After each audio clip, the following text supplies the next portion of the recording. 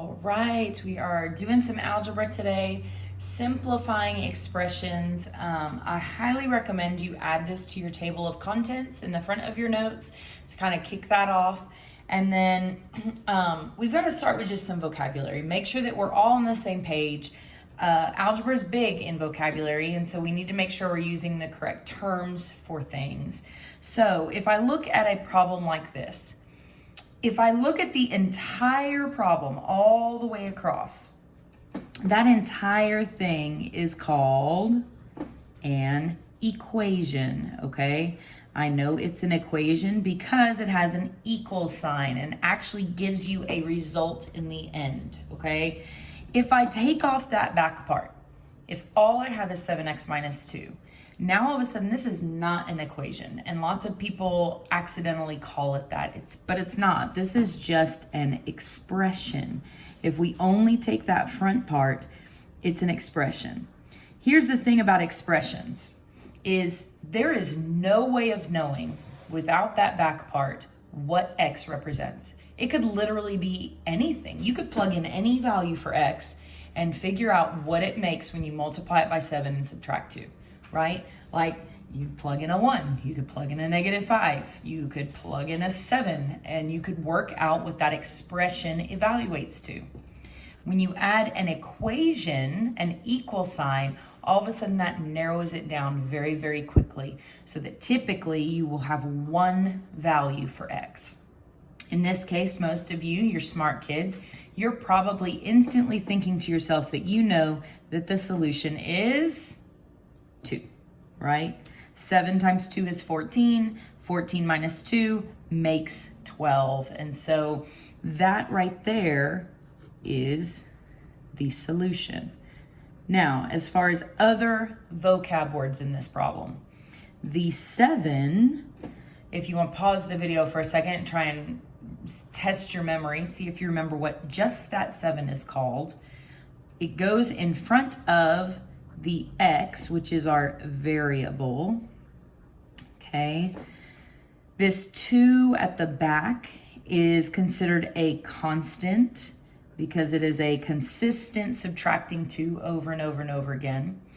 The 7 is actually called the coefficient, okay? coefficient,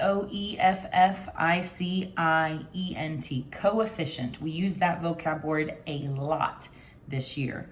And then, like I said, your variable, your constant, and then this doesn't really have a special name, that 12.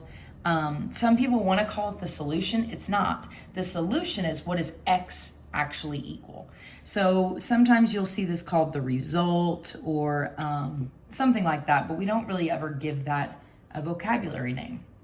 Today, and really for the next couple of days, all we're going to be looking at is expressions, okay? We're not going to get into equations until later this week. So we're not going to be solving anything. All we are doing is simplifying them. So we're just going to be cleaning up problems as much as we possibly can to make them as nice and simple as possible. And we're going to start, the first method we are going to use to do that is combining like terms, okay? Now, when I say combining like terms, I'm not just talking like some of the girls in class that are like, oh my gosh, and like we had to get up early for volleyball practice, and like I'm so like tired and I didn't even like get to do my hair. That's not the like that I'm talking about, okay? We'll talk about what like terms means. But your brain naturally does this, okay? It's a very common sense thing. If you were talking to somebody and they said, you're talking about how many pets they had. And they said, you know, I've got 2 dogs and 3 dogs and 7 cats. What is your brain automatically thinking there? I've got 2 dogs and 3 dogs and 7 cats. Well, I mean, other than thinking that's a lot of animals to deal with in your house, you're probably thinking, well, why didn't you just tell me you had 5 dogs? Why did you break it apart, right? So in algebra, we would say 2 dogs plus 3 dogs plus 7 cats. Well, that's not simplified. That's a really complicated way to state that. why don't you instead just tell me those dogs, add them together to say 5 dogs and 7 cats. Now, I wouldn't simplify anything beyond that, right? Dogs and cats, I kind of am specifying that's reasonable to keep them apart. I'm not going to go any further with it. But your brain naturally says, okay, those are like terms. Dogs and dogs, those are alike. So we're going to go ahead and combine them together into one term, one piece of my expression. What if I say 3D squared plus 9D squared? I encourage you at this point to pause and try to come up with what you think the solution to that, or not the solution, I'm sorry, what the simplified version of that might be. Just give it a shot, okay? We get answers all over the place. I'll let you pause. We get answers all over the place in this. Lots of people try and say, well, this would be like 9D plus 81D. That's the most common one, is maybe 90D. Okay, that's wrong, sorry. Lots of people try and say, okay, well, if I add them together, I get 3 plus 9 would make 12D, and then if I add that together, it would be D to the 4th. Sorry, that's wrong too. If you came up with that, go ahead and scratch that out. The answer is 12D squared. All right, let's talk about why. Up here, we were talking about dogs and cats, right? And that made sense. Well, here I have 2-headed dogs. So I've got 3 2-headed dogs and 9 2-headed dogs. By adding those together, they do not grow more heads, okay? It does not become 4-headed dogs. Being a 2-headed dog doesn't suddenly make it like 9 of them. It's the dogs that are 2-headed, not the fact that there are 3 of them, okay? So when you add them together, you're really only adding the coefficients together to get that 12. This back variable part is really just a label of what you're adding. So if I add dogs and dogs, they are still dogs. If I add 2-headed dogs and 2-headed dogs, they're still 2-headed dogs, okay? All right, so let's see what happens when we go 3D squared plus 6D to the 3rd. If you want to pause it and try and guess at what you think the answer might be, now would be a good time to do that. It's a trick question, guys. This is already simplified. You cannot simplify this at all. Okay, here's the thing about math. We have very, very, very strict rules in math, and you cannot combine things that are not alike. Everybody knows that you can't put 2-headed dogs and 3-headed dogs together. They fight like crazy. They hate each other. They get all like mean and confused by each other, and that's not okay. So you can't simplify them together. They're not like terms. And here's where we run into, like in English, they might be alike because they're dogs, right? But mathematically, they're not really alike because it's not a perfect match, and they have to be a perfect match. So I'm going to give you one to see if you can really start kind of applying this. So I'll write it out, and then once I get it up there, we'll pause and see if you can figure it out. 3x minus 5y minus 4x minus 2y. Pause for a second, see if you can figure that out. Okay. So these minuses that are thrown throughout there, we are going to view that as part of the term.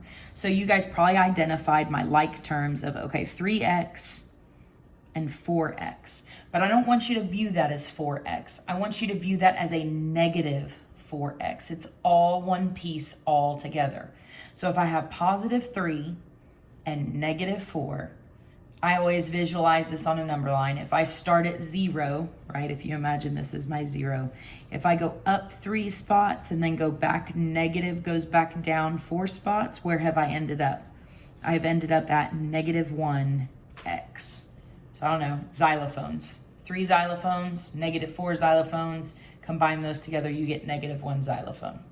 Sorry, I can't think of an animal that starts with X to make that make sense. My y's, I have a negative 5y and a negative 2y. Okay, notice I'm not saying minus 5y and minus 2y. Those mean negatives.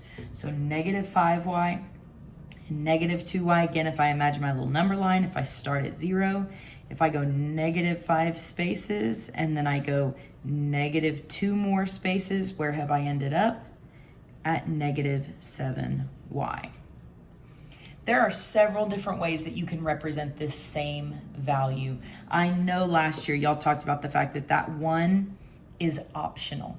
So this answer, totally okay. You could just say negative x minus 7y. That is completely okay. You could say negative 7y minus x. That's okay. It's a little weird because you usually put them in alphabetical order, but technically it's right. You have the same pieces. And then my other favorite answer that is just really overkill is negative x plus negative 7y. I'm going to tell y'all, one of my pet peeves is this problem right here. It is not wrong, okay? It's perfectly right. I'm not going to take points off if you answer it this way. But why use 2 symbols when you can get away with just putting 1 symbol? Plus a negative is overkill. Just put minus. If it's a negative 7y, just put minus 7y, and that's okay. So all of these are good. In my opinion, I think this one is the cleanest. But like I said, I would give you full credit on any one of those answers. All right? Okay, last example of combining like terms. Let's see if you can do 5y minus 11x plus 7x minus 9xy. Pause it, see what you can come up with. Okay, so some of this is pretty straightforward, right? I have negative 11x and I have positive 7x.